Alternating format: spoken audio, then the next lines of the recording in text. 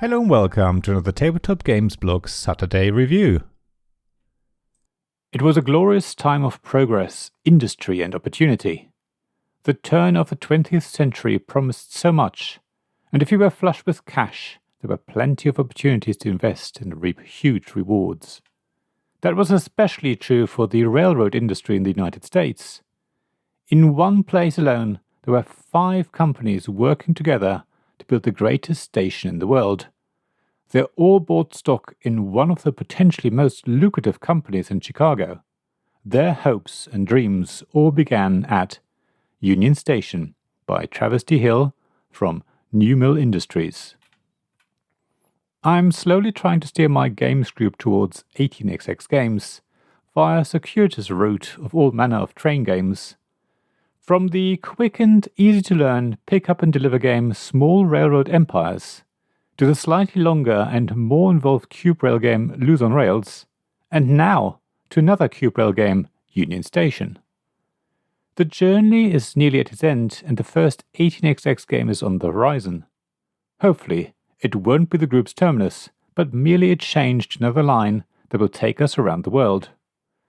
So far, the journey has been good. Both Small Railroad Empires and Lose on Rails have been received by the group very well. In theory, Union Station should be just as well received as Lose on Rails. They're both relatively similar games, but where Lose on Rails is more of an introduction to cube rail games to people who haven't played them before, Union Station is slightly more advanced. I'm glad I introduced these 2 games to my friends in this order, rather than the other way around. Anyway, I don't want to compare different train games to each other, or to Union Station for that matter. Instead, I want to look at this game in its own right and see how well it stays on track. The game comes in a relatively small box. It is clear that the publisher set out to create a game that you can easily carry with you and play virtually anywhere. Mind you, the box is a lot larger than the components. There is a fair bit of air.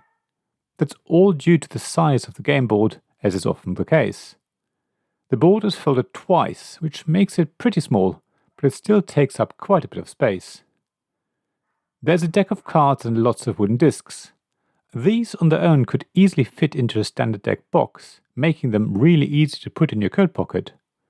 So if the board was either made from cloth or neoprene, or maybe folded once more, but in the other direction, you could have fit everything into an even smaller box.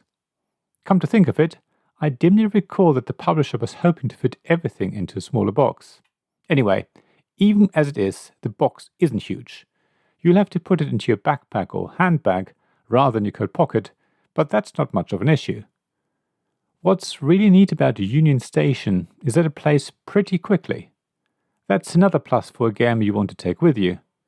If you're out and about somewhere, you don't really want to spend more than an hour on a game.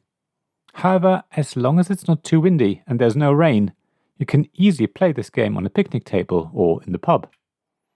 That's really a huge plus for me, and one of the reasons why I decided to buy the game in the first place. If you have played cube rail games before, then it won't take long to learn Union Station. However, even if you've never played a cube rail game in your life, it's not too hard to learn. I would say you pretty much start playing and learn as you go. Chances are you won't really know what your strategy should be in your first game, but that's true for most learning games. As the rounds progress though, things will start to click, and you will soon realize what you need to do. Also, because the game plays relatively quickly, you can probably complete your training game and then play another in earnest. Like in most cube rail games, there are shares, and at the end of the game, you cash in all of your shares at the current stock market price, and whoever has the most cash then wins the game. The focus in Union Station is very much on the shares, and not quite so much on laying track. Of course, you want to lay track to increase the value of your shares, but you also increase the stock price simply by buying shares. At the same time, selling shares will really tank a stock's price. So yes, buying and selling shares are pretty much the biggest part of the game, which isn't a bad thing. So the game is pretty straightforward. As with most games, everything starts quite slowly, but it doesn't take long and everything really ramps up. I played a number of games where halfway through I was way behind everyone else. I didn't have many shares, but a fair amount of cash. That alone wasn't going to be enough to allow me to win, though. I thought I was done for. Then my fortunes changed dramatically when I started to convert my cash into shares and benefit from the hard work other players had put into increasing the value of their stock. The key moment came when I sold shares in a company that had a huge stock value. And not only did I cash in and reap huge rewards, but it also meant that another player's huge lead immediately became an even bigger loss. I'm really impressed with how much action Union Station packs into a relatively short amount of time. You go from one extreme to the other in 45 minutes or so.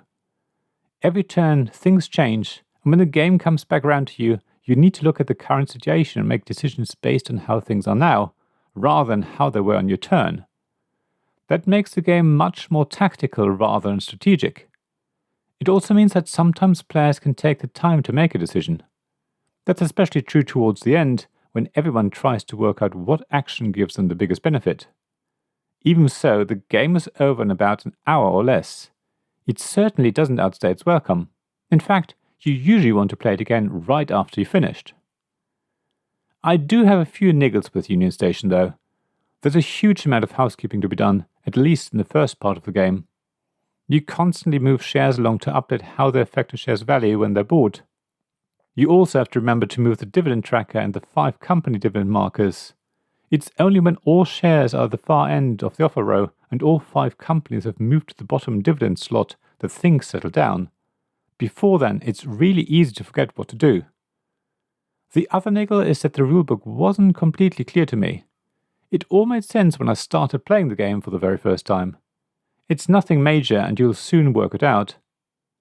The player aid cards also have quite thin white text on a dark blue background, which makes them a little difficult to read. I think that's not by design, and I reckon the printing quality just wasn't as good as it needed to be to make the text easily legible. Again, it's not a major thing, because everything that's on the player aids is also explained in the rulebook. The last comment I want to make is about how you track your cash. Instead of having wooden money tokens, everyone gets 2 cards and 2 grey discs that track tens and units of money. The problem with that is that it's easy to nudge them and suddenly you're really rich or really poor. I recommend you use poker chips, if you have room for them, or maybe metal coins instead. And I always use the wonderful Roxley iron clays whenever I play a train game. Despite my niggles though, I really love Union Station. The game comes in a pretty small box, is relatively easy to teach and pretty quick to play. It doesn't occupy much room on the table and it packs a huge punch into a short amount of time. It feels like a really balanced game and every time you play will be different. The randomness of the share deck will challenge you every time. Best laid plans won't work out if you can't buy the shares you need. If you can adapt to the changes, you'll do well. You can go from rags to riches in a matter of 50 minutes and take victory at the last moment. It's all really tense until the end. So, if you want a fast-paced, high-intensity, super exciting, tactical cube rail game that you can almost put into your jacket pocket, then Union Station is definitely for you. Thank you for listening to this Tabletop Games Blog Saturday Review podcast. Please check the description below for links mentioned in this episode, as well as to the written version of this article on the blog. If you enjoyed this episode, please subscribe, give us some stars or leave a review. Please also tell your friends about me, and if you want to offer financial support, check out my Patreon and Ko-fi pages, links to which you'll find in the blog at tabletopgamesblog.com. So thank you again for listening, and I hope to see you again soon. This podcast was made possible by the generous help of my Patreon supporters.